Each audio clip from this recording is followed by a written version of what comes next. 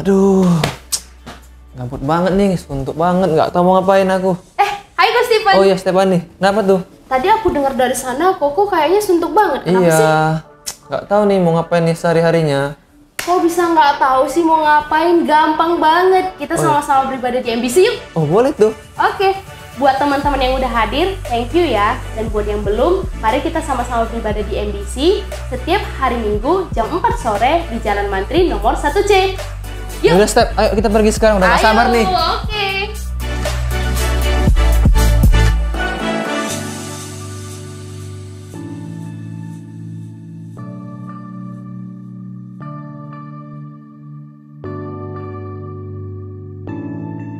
Sobat MBC, Methodist Blessing Community juga mengadakan persekutuan doa malam setiap hari Rabu pukul 7 malam yang diadakan online ataupun onsite akan diberitahukan di dalam Instastory @Methodist Blessing. Nyebelin banget sih, hari-hari nyebelin terus. Kenapa sih nyanyi-nyanyi kayak gitu? Udah hari nyebelin gini. Kok kamu kayak gitu sih? Harusnya kamu bahagia dong. Ini kan lagi Christmas season. Emang kalau Christmas season itu kenapa? Ya iya dong. Kita harus bahagia menyambut kelahiran Tuhan Yesus Kristus datang ke dunia. Oh gitu ya? Iya dong, masa kamu sedih? Terus ngerayainnya di mana? Nah, kamu belum tahu ya. Kita bakal rayain Natal tanggal 18 Desember di Hermes Palace, Jalan Pemuda. Jam 10 pagi. Kamu harus ikut. Kita harus bahagia dong. Oke, jangan sedih lagi nih. Aku bagiin topi ke kamu. Wah. Nih, ntar ya aku pakein. Oh, thank you. Oke. See you guys.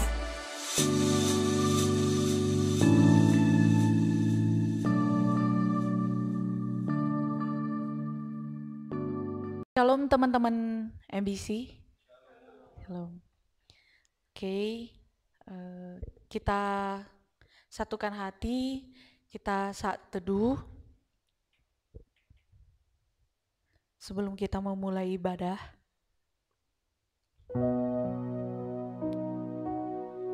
Terima kasih Tuhan untuk kasih-Mu Tuhan. Sehingga kami boleh datang ke tempat ini, boleh beribadah, boleh bersatu hati, untuk boleh memuji nama Engkau, untuk memuliakan nama Engkau Tuhan. Terima kasih Tuhan. Kami ingin tetap setia untuk melayani Engkau Tuhan, untuk boleh dekat dengan Engkau Tuhan. Selidikilah hati kami Tuhan.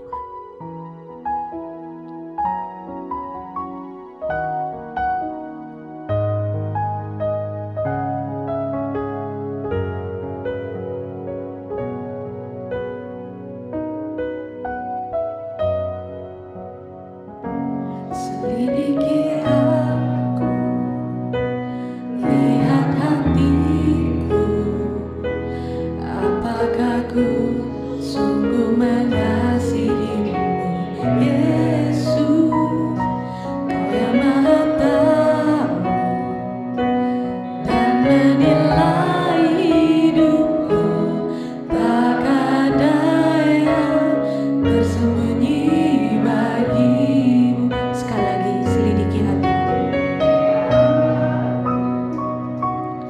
Lihat hatiku, apakah ku sungguh mengasihimu, Yesus, Kau yang Maha Tahu dan menilai hidupku, tak ada yang tersembunyi bagimu. Telah kulihat kebaikan-Mu yang tak pernah habis di hidupku. Ku berjuang sampai akhirnya Kau dapati aku tetap setia. Sekali lagi kita katakan, selidiki hati aku Tuhan. Apakah kita sudah sungguh-sungguh mengasihi Tuhan? Selidiki hatiku,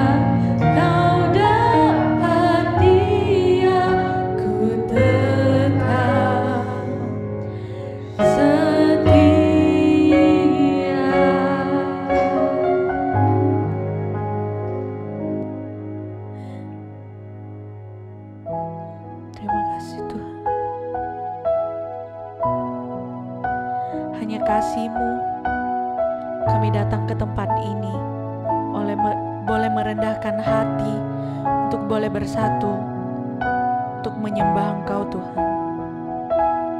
Karena kami tahu Tuhan, hanya Engkaulah yang layak disembah. Engkaulah yang bertahta. Engkaulah Raja segala raja.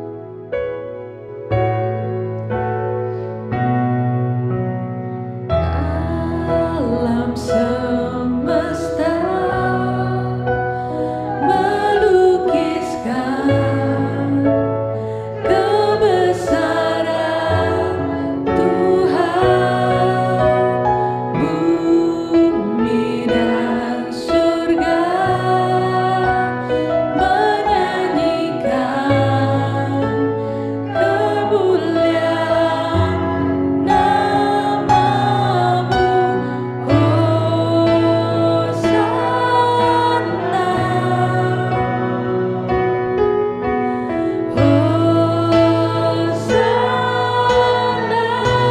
Engkau yang layak.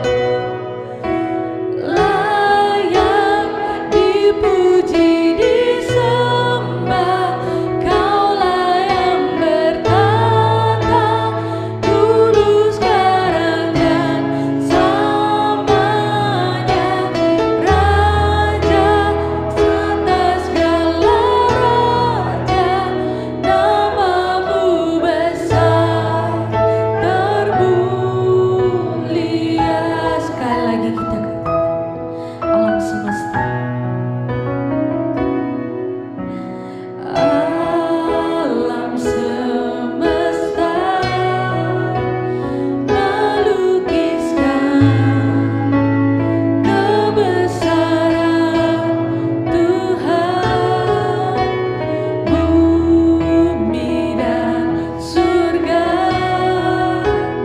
menyanyikan kemuliaan namamu.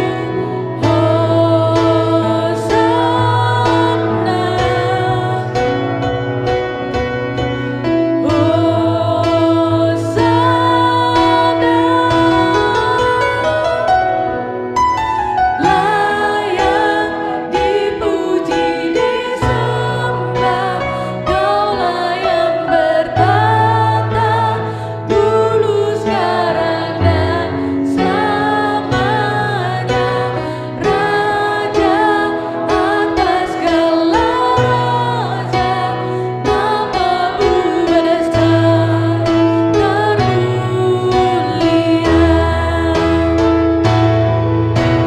Layak dipuji disembah, Kaulah yang bertata dulu sekarang dan selamanya, Raja atas segala raja, namamu besar termulia.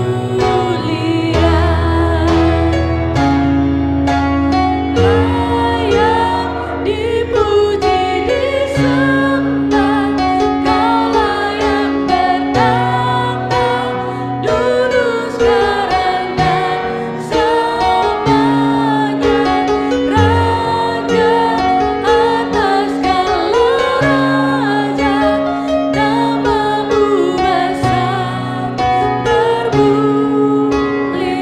Semuanya bangkit berdiri, kita nyanyikan lagi layak dipuji. Layak dipuji disembah, Kaulah yang bertata dulu sekarang dan selamanya, Raja atas segala raja, namamu besar termulia. Namamu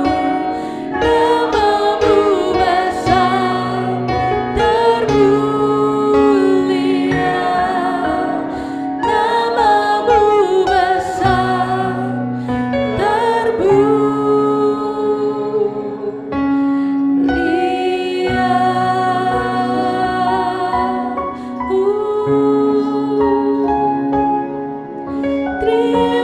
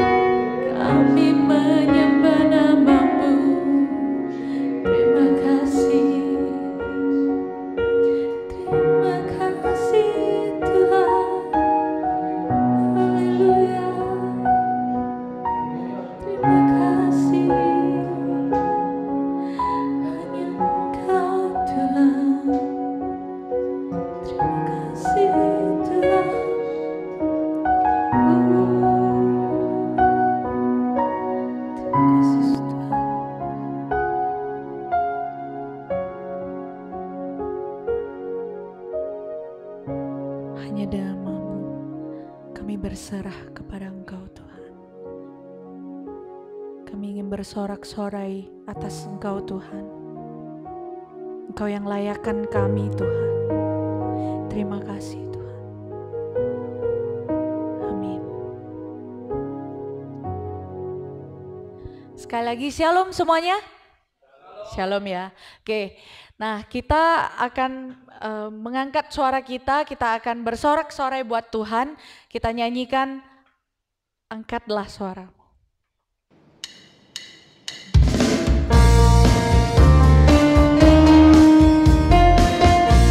Mari kita bertepuk tangan buat Tuhan.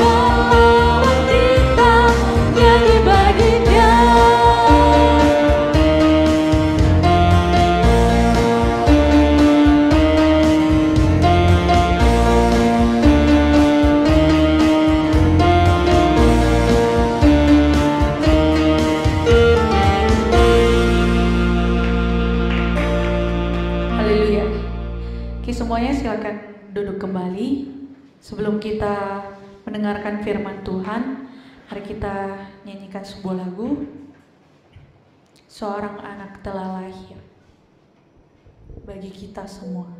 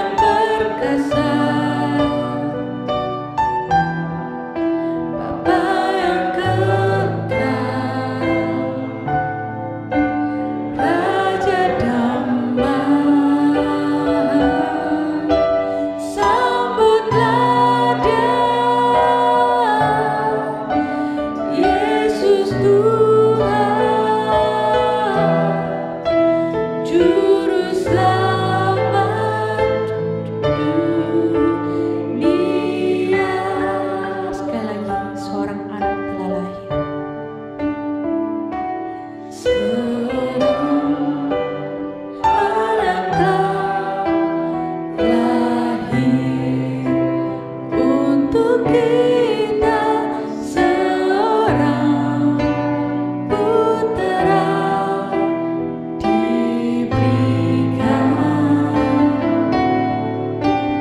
lambang pemerintahan di atas bahunya, dan namanya pun disebut orang penasehat raja, Allah yang perkasa, Bapa yang kekal, Raja damai.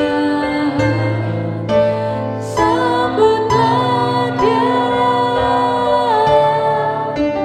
Yesus Tuhan, Juru Selamat dunia. Penasehat Raja, Allah yang perkasa, Bapa yang kekal, Raja damai. Sambutlah Dia, Yesus Tuhan, Juru Selamat dunia.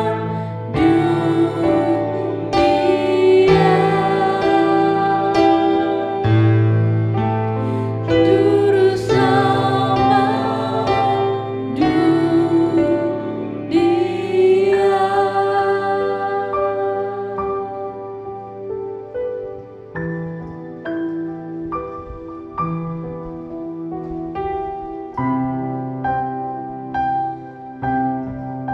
Kita akan pujian ini sekali lagi dari refnya. Penasehat ajaib, Allah yang perkasa, Bapa yang kekal, Raja damai. Sambutlah Dia, Yesus Tuhan, Juru Selamat dunia. Juru Selamat dunia,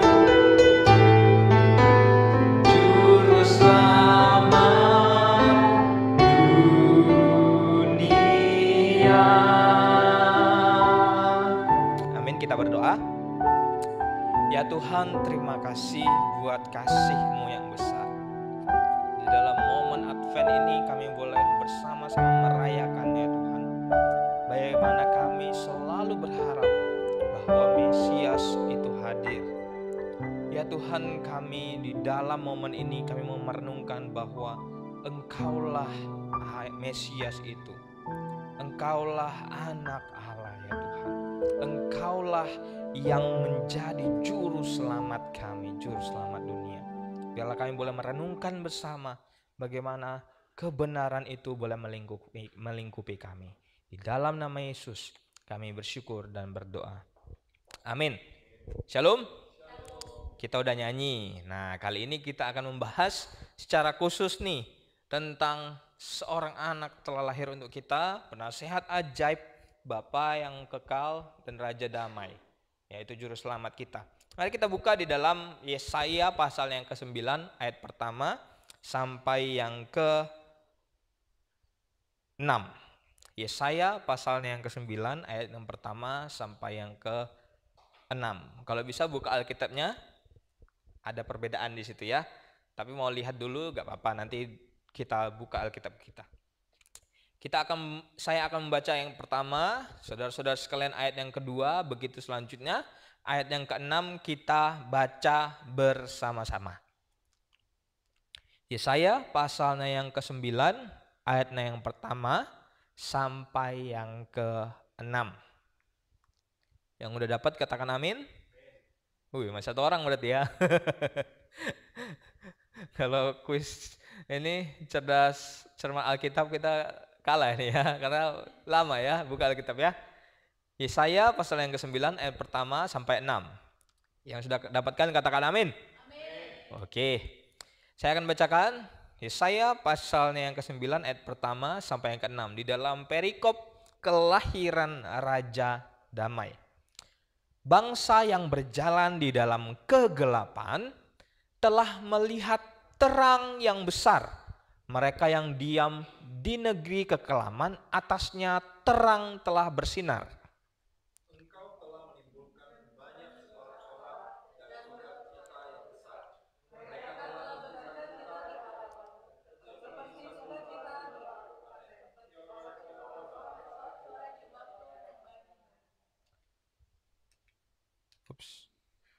Oke. Sebab kuk yang menekannya dan gandar yang di atas bahunya serta tongkat si penindas telah kupatahkan seperti pada hari kekalahan Midian.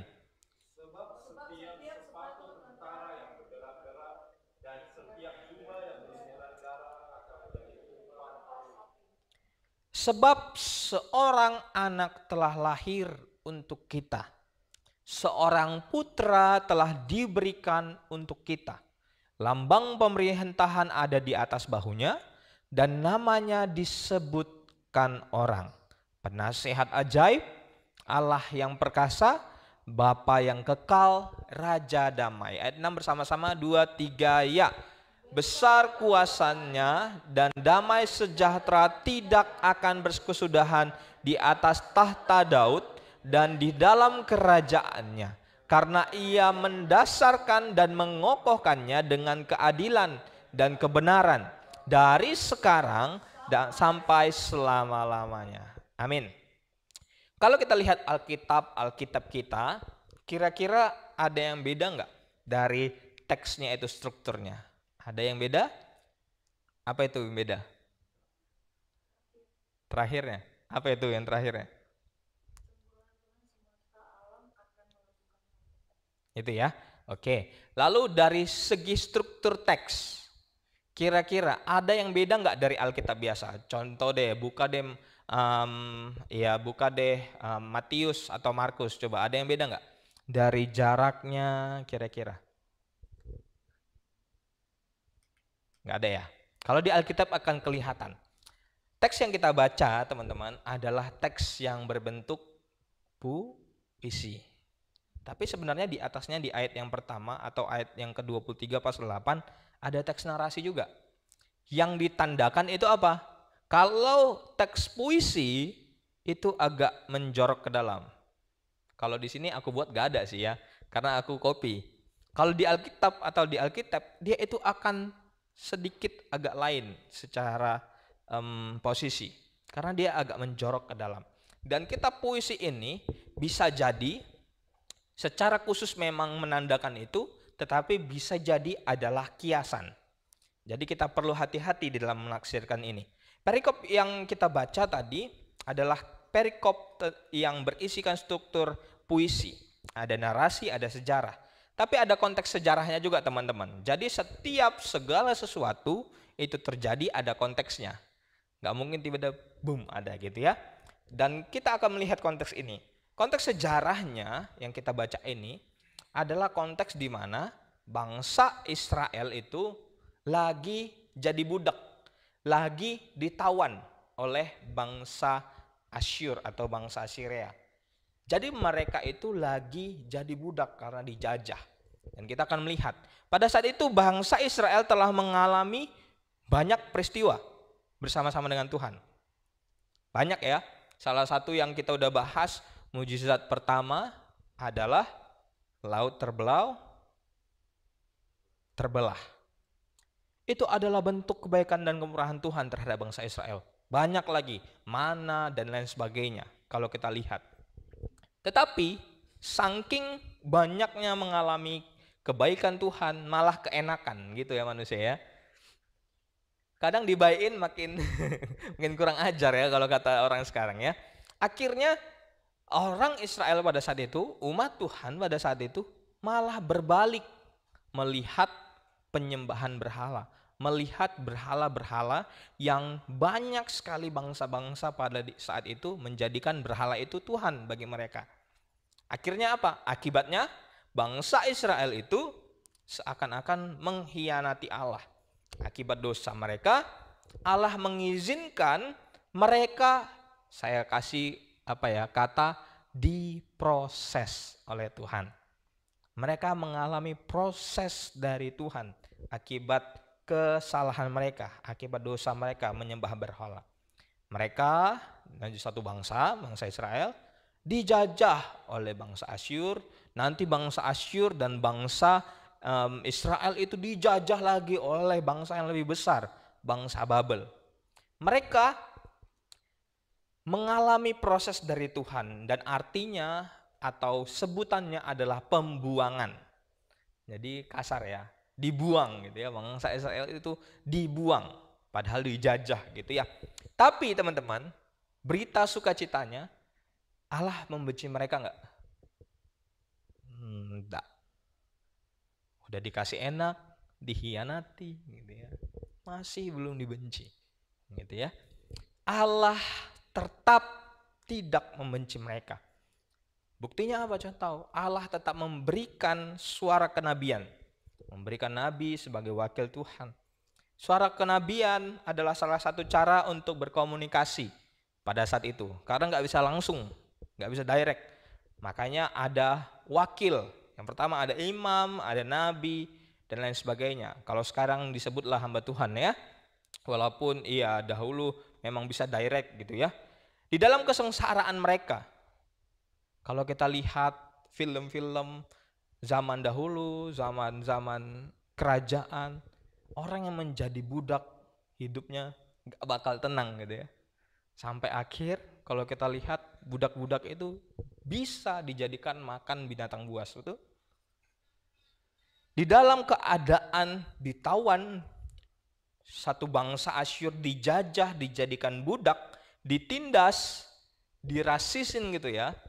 Kalau sekarang ada dirasisin orang imigran dan lain sebagainya, karena mereka pendatang dan jadi budak rata-rata. Mereka nggak bisa nyembah Allah mereka karena pada saat itu penyembahan berhala yang berkuasa di negeri Asyur, di negeri Babel. Mereka nggak bisa merasakan Tuhan. Bahkan dikatakan bangsa yang berjalan di ayatnya yang pertama tadi, bangsa yang berjalan di dalam kegelapan. Yesaya menyebut mereka yang ditawan, mereka yang dibudak sedang berada di jalan di dalam kegelapan. Itulah yang mereka rasakan. Tapi Allah bukan Allah yang baperan gitu ya. Bukan Allah yang baperan. Dia tetap mengasihi mereka. Di tengah-tengah penderitaan, di tengah-tengah ketakutan mereka sebagai budak, di tengah-tengah kesengsaraan mereka, Tuhan kasih namanya pengharapan lewat nubuat. Dan ini adalah nubuatan atau pengharapan yang akan dijalani bangsa Israel. Nah, kita baca ini. Di tengah-tengah istilahnya di tengah-tengah kebosanan mereka, di tengah-tengah tidak adanya harapan mereka, mereka dikasih satu harapan. Kalau kita sebagai manusia, pengharapan itu kan ada tingkat-tingkatnya. Yang pertama janji gitu ya.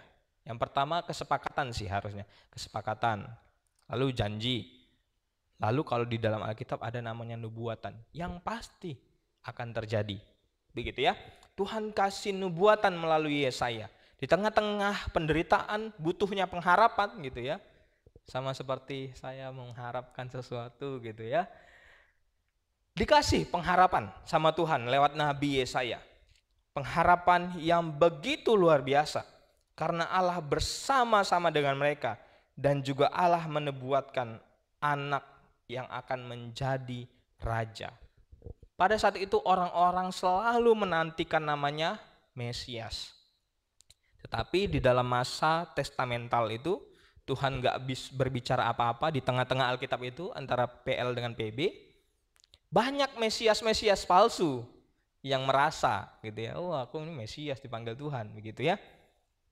Banyak Mesias palsu, tetapi at the end of the day akan ada Mesias yang sesungguhnya dan sudah teruji. Dan inilah yang kita sembah dalam nama Yesus adalah Mesias sejati, teman-teman sekalian. Ayat kedua, engkau telah menimbulkan banyak sorak-sorai dan sukacita yang besar. Mereka telah bersukacita di hadapanmu, seperti sukacita di waktu panen, seperti orang bersorak-sorai di waktu membagi-bagi jarahan. Jadi Yesaya menggambarkan ketika nanti mereka di dalam kegelisahan menjadi budak, Yesaya menubuatkan, kalian akan bersukacita di waktu panen, wis gitu ya.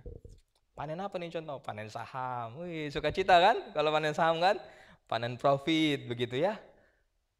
Yesaya memberikan satu gambaran tentang panen. Kita pasti selalu suka yang panen-panen gitu ya. Kalau di kampung saya orang yang panen itu royalnya luar biasa gitu ya kalau lagi panen ya. Lu mau apa? Nah, gitu ya lagi panen.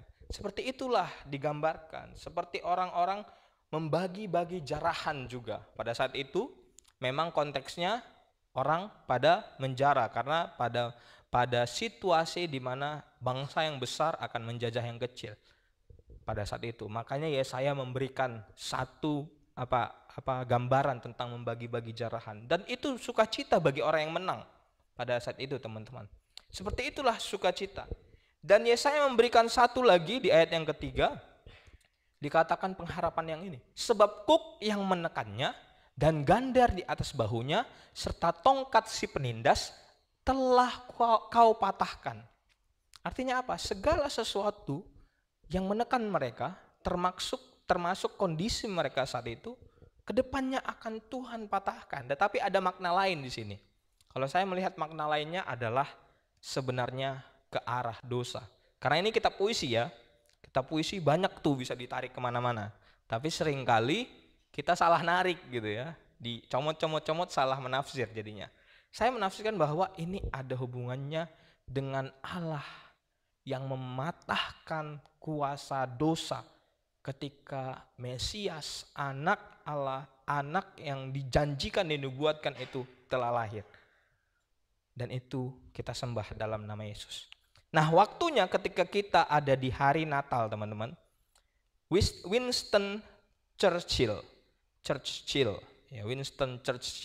satu orang perdana menteri di Britania Raya, orang yang ada di dalam pemerintahan berkata, hari Natal bukan hanya waktu untuk bersukacita, dia bilang, tetapi juga waktunya untuk merefleksikan diri. Hari Natal bukan hanya untuk waktu bersukacita, tetapi juga untuk merefleksikan diri. Teman-teman sekalian, pernahkah kita memperhatikan bagaimana bayi-bayi membawa dampak yang baik, yang sukacita? Apa yang kita rasakan ketika kita melihat anak bayi? Apa yang kita ingin katakan ketika kita melihat bayi yang ada di slide ini? Atau anak bayi, wih lucunya gitu ya, imutnya gemes gitu ya, pengen jadi squishy gitu ya, akan menjadi sukacita kan? Ketika kita melihat anak bayi, ada yang lihat anak bayi, ih jelek kali kawan ini gitu ya, nggak ada kan? Pasti membawa sukacita kan? Ya kan? Ada yang mau ngaku, ih mak gawat kali ya gitu ya, malah sana kau gitu ya, nggak ada kan? Bayi adalah sesuatu dampak positif bagi seorang yang melihatnya. Orang-orang pasti berbicara lembut, ih lucunya begitu ya. Berbicara baik, penuh kasih, bukan? Ada yang merasakan waktu bayi digituin? Aku udah gak ingat lagi ya. Ada yang ingat masih? Akan membawa dampak positif, akan membawa emosi yang positif. Tidak ada yang lihat bayi itu langsung emosi, gara-gara kau gitu ya. Gak mungkin ya, walaupun istilahnya dia buat sesuatu yang ya mungkin menjengkelkan, tapi gak mungkin kita bisa memberikan satu yang jadi marah gitu, nggak mungkin. Melihat kelucuannya aja kita bisa berbalik lagi menjadi sukacita. Tidak ada yang melihat bayi itu langsung emosi. Mungkin emosi tapi hanya sesaat. Keluarga-keluarga berkumpul semua untuk melihat bayi yang baru lahir. Teman-teman mungkin mengirimkan hadiah untuk bayi yang baru lahir, untuk orang tuanya yang mungkin kelelahan merawat anaknya. Belum lagi orang yang baik kali waktu melihat wanita hamil, ya kan? Biasa orang wanita hamil itu pasti dibaikin terus, dan memang harusnya seperti itu. Tetapi teman-teman sekalian, pernahkah kita pikirkan bahwa kekristenan sebenarnya dimulai dari datangnya seorang bayi Yesus yang membawa sukacita? Tetapi apakah makna Natal hanya bertumpu karena Yesus lucu pada saat itu ya? Mungkin Maria, Yusuf bilang, ih lucunya. Apakah kita hanya bertumpu pada lucunya Yesus makanya mereka sukacita? Tentu tidak. Kalau kita lihat tadi Yesaya 9 ayatnya yang ke-5 sampai yang ke-6 mengatakan bahwa seorang anak telah lahir untuk kita, seorang putra telah diberikan untuk kita, dan itu adalah Yesus. Bagi orang Israel pada saat itu belum merasakannya, tetapi kita sudah merasakannya. Yesus telah lahir 2000 tahun lalu di dunia ini. Dan terjadi teman-teman. Itulah nubuatan. Terjadi teman-teman. Sang penasihat ajaib, Raja Damai, Juru Selamat manusia yang dinantikan oleh bangsa Israel, dan makna bangsa Israel sebenarnya itu adalah kita, umat Tuhan, seharusnya membawa kita kepada sukacita yang sejati. Tapi ada yang tapi ada yang berbeda dari bayi ini. Bayi Yesus lahir dari seorang perawan, bukan dari persetubuhan seksual. Bayi Yesus bukan seperti orang-orang biasa yang hanya lucu, imut, dan mekanisme manusia terjadi karena persetubuhan seksual. Tuhan Yesus lahir ke dunia untuk tujuannya yang mulia. Yaitu apa? Untuk mati di atas kayu salib, menanggung setiap dosa kita, dan bangkit sesudah hari yang ketiga. Sebenarnya teman-teman, itulah Natal yang sesungguhnya. Yaitu Yesus yang lahir dan yang mati bagi kita. Teman-teman sekalian, sebenarnya pengharapan itu sudah tergenapi. Tapi kenapa ya masih banyak orang yang meragukan? Banyak kan yang meragukan? Bahkan kalau kita lihat survei, ateisme semakin menanjak, teman-teman. Padahal apa yang dinubuatkan orang-orang pada zaman dulu, nabi-nabi pada zaman dahulu, telah terjadi. Yesus telah lahir, bahkan mati. Tetapi masih banyak orang yang belum percaya kepada penggenapan itu. Udah ada bukti, kita kan nuntut bukti. Mana buktinya kalau kau sayang sama aku, gitu ya. Yesus udah kasih bukti. Nih, aku sayang sama kau. Mati aku untukmu, gitu ya. Kalau bahasa Medannya, mati aku untukmu. Selamatlah kau. Tetapi masih banyak orang yang belum percaya.